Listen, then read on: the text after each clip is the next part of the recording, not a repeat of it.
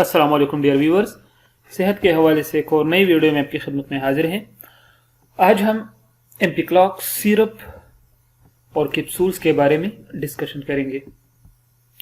एम्पिक्लॉक्स syrup भी होता है और कैप्सूल्स भी होती है। एम्पिक्लॉक्स सिरप जो होता है ये 250 मिलीग्राम होता है पर 5 मिलीलीटर में, और एम्पिक्लॉक्स कैप्सूल जो होते हैं ये 250 मिलीग्राम में भी आती है और 500 मिलीग्राम में भी आती है। आइए अब इसके तफसील को पढ़ते हैं। कंपोजिशन इसकी है एम्पिसिलिन 125 मिलीग्राम और क्लोक्सिसिलिन 125 मिलीग्राम। अब इसके फायदे की तरफ पढ़ते हैं।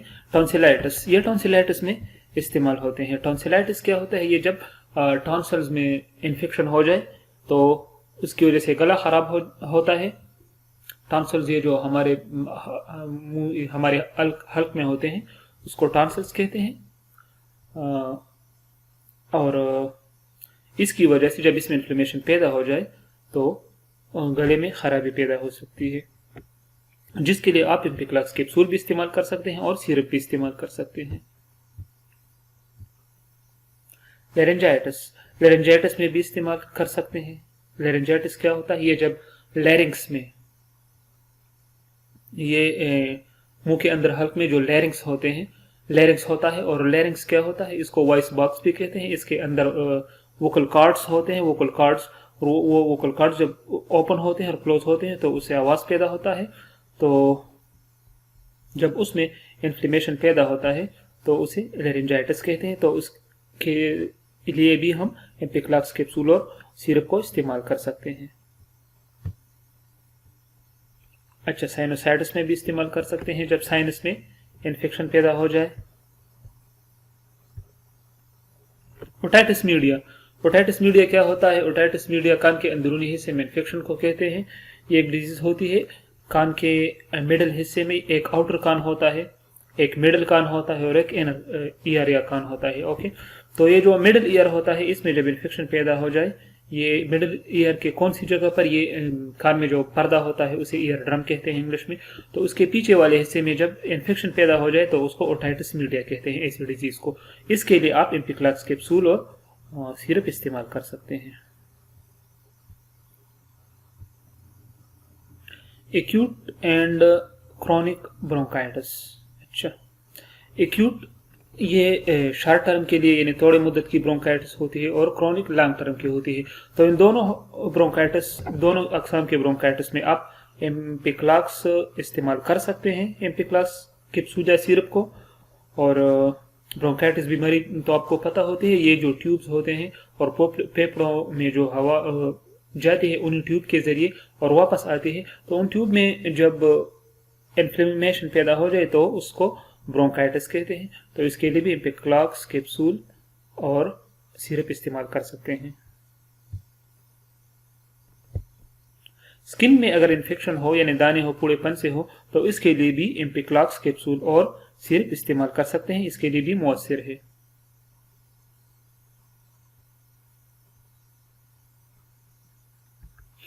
ब्लैडर के इन्फेक्शन में इस्तेमाल कर सकते हैं, यानी अगर यूरिनरी ब्लैडर में इन्फेक्शन पैदा हुआ हो तो इसके लिए भी एम्पिक्लॉक्स कैप्सूल और सिरप बेहतरीन है, आप इस्तेमाल कर सकते हैं। अगर पेट के अंदर कोई इन्फेक्शन हो तो उसके लिए भी एम्पिक्लॉक्स सिरप और कैप्सूल मौसर है, आप इस्तेमाल कर सकते हैं। फीमेल में बच्चा पैदा होने के बाद बार बार जो बुखार आता है तो उसके लिए भी एम्पिक्लॉक्स सिरप और कैप्सूल मौसर है, इस्तेमाल किया जा सकता है। अच्छा, वक्त से पहले जो बच्चा पैदा हो जाता है उसे प्रीमेच्योर बच्चा कहते हैं, जो प्रीमेच्योर होता है, तो उससे भी हम एम्पिक्लॉक्स कैप्सूल दे सकते हैं। सॉरी, एम्पिक्लॉक्स हम दे सकते हैं, लेकिन ऐसे बच्चे को ड्रॉप्स देते हैं या इंजेक्शन उनको लगाया जा सकता है। ऑपरेशन के बाद भी एम्पिक्लॉक्स कैप्सूल की जरूरत हो तो इस्तेमाल कर सकते हैं, या सिरप हो तो इस्तेमाल कर सकते हैं। एबॉर्शन की वजह से जो बुखार होता है उसे भी इस्तेमाल। एबॉर्शन क्या होता है? ये जब प्रेगनेंसी खराब हो जाती है, मिसकैरेज हो जाता है, तो उसके बाद बुखार जो पैदा होता है तो उसके लिए भी एम्पिक्लॉक्स कैप्सूल या सिरप मौसर है, आप इस्तेमाल कर सकते हैं। अब इसकी साइड इफेक्ट्स पढ़ते हैं कि एम्पिक्लॉक्स कैप्सूल या सिरप की मुमकिन साइड इफेक्ट्स क्या हो सकते हैं? मतली लग सकती है यानी दिल खराब हो सकता है, उल्टी हो सकती है, दस्त लग सकती है जिसे डायरिया कहते हैं, पेट में दर्द हो सकता है जिसे एब्डोमिनल क्रैम्प्स कहते हैं, और रैशेज बदन पर आ सकते हैं यानी बदन पर जो सुर्ख दाग हो जा सकते हैं। जो लोग सेंसिटिव हो इसके इंग्रेडिएंट से तो उनके जिस्म पर रैशेज आ सकते हैं। ये इनके साइड इफेक्ट हैं। कॉन्ट्रा इंडिकेशंस को पढ़ते हैं कि किन लोगों को ये इस्तेमाल नहीं करनी चाहिए। हाइपर सेंसिटिव लोग इस्तेमाल ना करें जो इसके अज्जा से एलर्जी रखते हैं। प्रेगनेंसी में इस्तेमाल ना करें जो हामिला खवातीन बहनें हैं, उनको एडवाइस किया जाता है कि इस्तेमाल ना करें या अगर करें तो डॉक्टर के मशवरे के बाद। दूध पिलाती माएँ भी इस्तेमाल ना करें। ये थी इसकी कॉन्ट्राइंडिकेशंस। अब इसके यूजेस को पढ़ते हैं कि इसके डोज को हम किस तरह लेते हैं।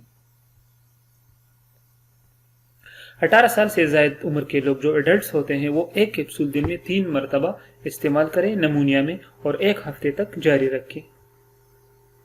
गर्दन तोड़ बुखार जिसे मेनिंजाइटिस कहते हैं, मेनिंजाइटिस में भी आप इस्तेमाल कर सकते हैं। मेनिंजाइटिस क्या होता है? ये गर्दन तोड़ बुखार होता है, तेज बुखार होता है, यानी ये दिमाग जो होता है, दिमाग के इर्द गिर्द जो मेम्ब्रेन होती है उस मेम्ब्रेन में जब इन्फ्लेमेशन पैदा हो जाए तो उसकी वजह से गर्दन तोड़ बुखार आ जाता है और इसे मेनिंजाइटिस कहते हैं।